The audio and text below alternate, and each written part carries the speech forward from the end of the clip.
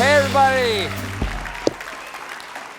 We're back with the author of the memoir, Source Code, Bill Gates. One of the things that is most praiseworthy about President Bush was his support of PEPFAR. Absolutely. And one of the most things that was praiseworthy about President Trump, sincerely, was Operation Lightspeed, to actually get that vaccine done.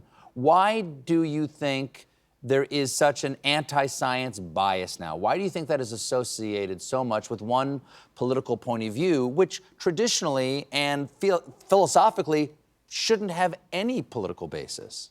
Yeah, or Operation Warp Speed, which allowed the creation of a COVID vaccine in less than a year, had very strong leadership from President Trump and his administration. Mm-hmm.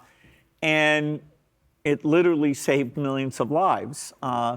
And so, the idea of, okay, let's accelerate some other things, we have some science that shows that we think we can cure HIV, so you don't even need to take the medicine. And, President Trump has a chance to get behind that and accelerate that and finally end the AIDS emergency. The idea of, some of these anti-science things, I think digital media gets a little blame for that. The fact that people felt things went overboard during the pandemic, but there's a part of it that is quite mysterious to me.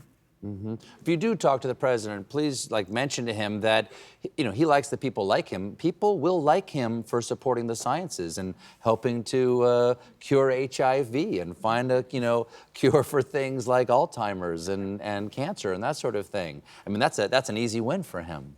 Yeah, the NIH budget, the medical research budget, they are suggesting pretty dramatic cuts to that, and that's another one where the Congress usually has said, no, we want, Alzheimer's research and cancer research and, even the latest tools, including what's called mRNA, to be used to improve our health.